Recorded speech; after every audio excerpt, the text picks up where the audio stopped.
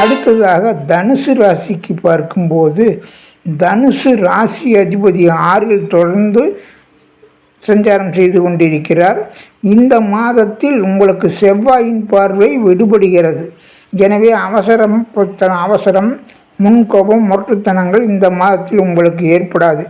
எனவே இந்த மாதத்தில் உங்களுக்கு சனியின் பார்வை உங்கள் ராசிக்கு படுகிறது.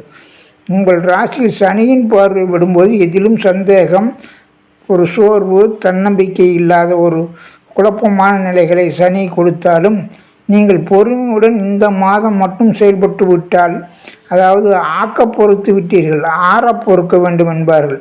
அதை போல குரு இன்னும் ஒரு மாதத்தில் உங்களுக்கு நேரடியாக 7ஆம் வீட்டிற்கு வந்து உங்கள் ராசியை இந்த வருடம் முழுவதும் பார்த்து அனைத்து தடைகளையும், பிரச்சனைகளையும், பாதிப்புகளையும் நிவர்த்தி செய்ய போகிறார்.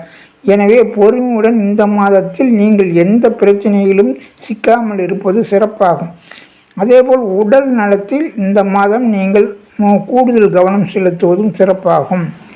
மேலும் உங்களுக்கு குரு பகவான் வழிபாடும், பிரம்மா வழிபாடும், உங்கள் யோகாதிபதியான சூரியன், சிவன் வழிபாடும் கூடுதல் சிறப்பை தரும்.